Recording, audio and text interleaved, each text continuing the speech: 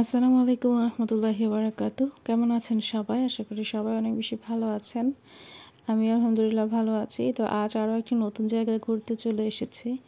যারা এখানে ঘুরতে এসেছেন তারা অলরেডি জেনেই গেছেন এটা কোন জায়গা।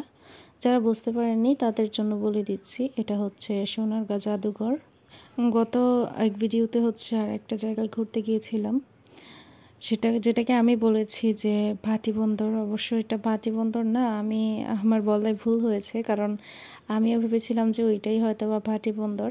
পরে আম্মুর কাছ থেকে জানতে পারি ওটা ভাটি বন্দর না, ওটা হচ্ছে বুদ্ধার বাজার নাকি বুদ্ধের বাজার, এরকম কিছু একটা হবে। তো ভুল বলার কারণে আমি আন্তরিকভাবে দুঃখ প্রকাশ করছি।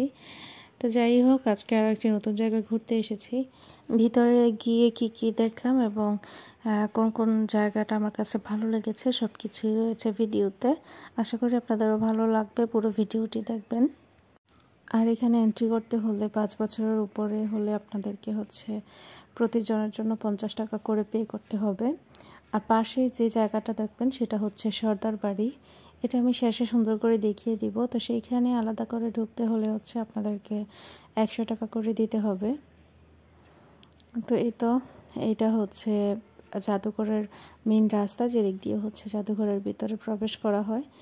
তো এত বেশি রৌদ্র ছিল, সবাই সাইড করে চলে যাচ্ছিল। আমি ভেবেছিলাম যে মাঝখান দিয়ে যেতে যেতে আপনাদেরকে পুরোটা জায়গা শেয়ার করব, বাট পরবর্তীতে গরমের কারণে আর আমি সোজা পথে হাঁটতে পারিনি, আমাকেও বাঁকা পথ বেছে নিতে হয়। জায়গাটা খুব বেশি সবুজ শ্যামল ছিল, তাই আর বেশি ভালো লাগছিল। আশেপাশে অনেক মানুষ থাকায় অনেক ভিডিও হচ্ছে আমাকে ডিলিট করে দিতে হয়, অনেক বেশি মানুষ দেখা যাচ্ছিল। আসলে কি করব, কয়েকজনকে আর হাইড করব, তাই ওই জায়গার ভিডিওগুলো আমি একদম ডিলিট করে দিয়েছি। এখানে কিছু লেখা ছিল, আমি আপনাদেরকে একটু দেখাই। এখানে হচ্ছে আমাদের বাংলার কিছু ঐতিহ্যের কথা লেখা ছিল, যেমন হাত পাখা, তারপরে মাটির তৈরি জিনিসপত্র ইত্যাদি কিছু জিনিস নিয়ে লেখা ছিল। আর এখানে হচ্ছে আলাদা করে একটা ঘর বানানো হয়েছে, যেখানে বাংলাদেশের আরও একটি ঐতিহ্য তুলে ধরা হয়েছে, বাঁশের তৈরি জিনিসপত্র। তো এখানে বাঁশের তৈরি কুলা এবং হচ্ছে ওই যে মুরগিকে ঢেকে রাখার জন্য যে ছাকনিগুলো থাকে ইত্যাদি আরও অনেক কিছু ছিল, যেগুলোর নাম আমি জানি না। তো এদিক দিয়ে হচ্ছে ভিতরে প্রবেশ করা হয়। প্রবেশের শুরুতেই হচ্ছে বঙ্গবন্ধু শেখ মুজিবুর রহমানের কিছু ছবি ছিল। আর গেটের হচ্ছে যখন ঢুকেছি, এর ডান এবং বাঁ পাশে হচ্ছে এই ধরনের কিছু চিত্র আঁকা ছিল।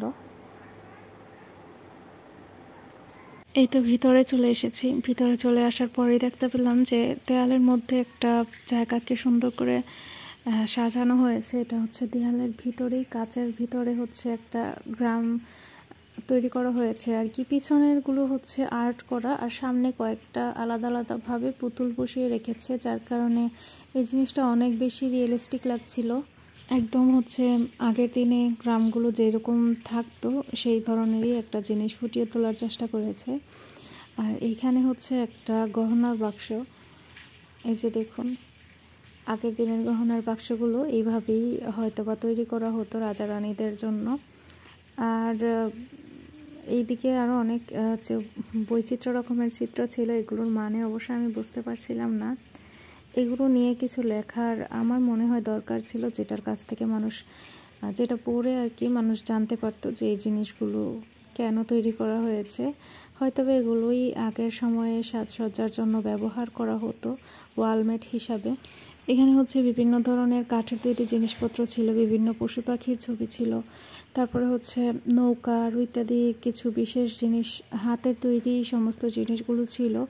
দেখতে মোটামুটি ভালোই লাগছিল। আর সব থেকে বেশি এনজয় করছিল হচ্ছে আমার মেয়েকে আমি নিয়ে গিয়েছিলাম। আমি ভেবেছিলাম ও ভিতরে গিয়ে কি করবে, এগুলো দেখে কি দেখবে, এগুলো তো বড় মানুষরা বুঝবে, ও কিছু বুঝবে না। কিন্তু আমি দেখলাম যে ও সব থেকে বেশি মজা পাচ্ছিল। আর তার কারণ হচ্ছে বিভিন্ন ধরনের যেই ছবিগুলো আছে বা হাতের তৈরি কাঠের ভিতরে যে নকশাগুলো আছে, যেমন আমি আপনাদেরকে একটু পরেই দেখাবো। মাছের মাথার মধ্যে লেজটা হচ্ছে মাছের আর মাথাটা হচ্ছে হাতির, এই ধরনের কিছু বৈচিত্র্য রকমের দৃশ্য ছিল। তো এগুলো দেখে আমার মেয়ে অনেক বেশি মজা পাচ্ছিল আর আমাকে টেনে নিয়ে দেখাচ্ছিল, মা দেখে যাও মনস্টার। তো ও এগুলোকে মনস্টার ভাবছিল। তো যাই হোক, দেখতে কিছুটা কার্টুনের মনস্টারের মতোই। এই যে দেখুন এগুলো কি, তবে আমার মনে হয় এগুলো সম্পর্কে কিছু ইতিহাস লিখে দেওয়াই উচিত ছিল। আর ভিডিওটা অনেক বেশি বড়, আর আমি চাচ্ছি যে এই ভিডিওটাকে 2 ভাগে ভাগ করে আপনাদের সাথে শেয়ার করতে। আর এই তো আমার মেয়ে আমাকে টেনে নিয়ে যাচ্ছে দেখানোর জন্য, মনস্টার দেখানোর জন্য আর কি। তো সেইখানেই আমরা যাচ্ছি। এই যে দেখুন মনস্টার। এইখানে হচ্ছে লেজটা হচ্ছে মাছের, মানে লেজ কেন, পুরোটা শরীরই হচ্ছে মাছের, আর মাথাটা হচ্ছে কিছুটা হাতির মতো। এগুলো কি আমি জানি না, বৈচিত্র্য রকমের কিছু দৃশ্য। তো দেখতে তো এমনিতে ভালোই লাগছিল।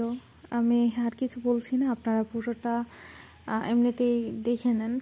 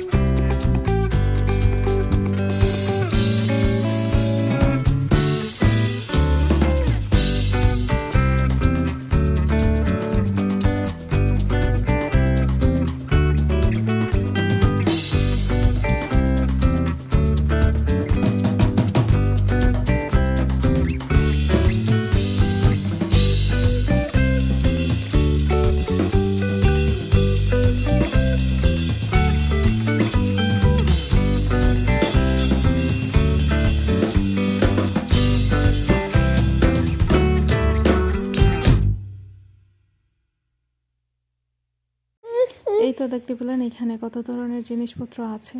তবে এখানে যা যা আছে আমার মনে হয় না যে এগুলো অনেক আগে থেকে এখানে ছিল, নতুন নতুন করে কিছু নতুন নতুন জিনিস এখানে অ্যাড করা হয়েছে।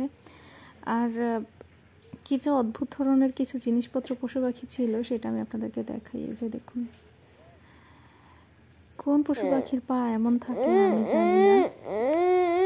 তো যাই হোক, ভিডিও অনেক বেশি লং হয়ে যাচ্ছে, ঘোরাঘুরির আরও অনেক জায়গা আছে। আমি পরবর্তীতে অন্য কোনো আরেকটা ভিডিওতে আপনাদেরকে সেগুলো দেখিয়ে দিব। তো আজকের জন্য এখানেই বিদায় নিচ্ছি, দেখা হচ্ছে পরের ভিডিওতে। আর একটা কথা, যাদের ভিডিওটা ভালো লেগেছে অবশ্যই লাইক করে দেবেন, আর কি কেমন ধরনের ভিডিও আপনাদের পছন্দ সেটাও হচ্ছে আমাদেরকে জানিয়ে দেবেন। ইনশাল্লাহ চেষ্টা করব আপনাদের পছন্দের মতো ভিডিও নিয়ে আসার। আজকের জন্য এখানেই বিদায় নিচ্ছি। আল্লাহ হাফেজ, আসসালামু আলাইকুম।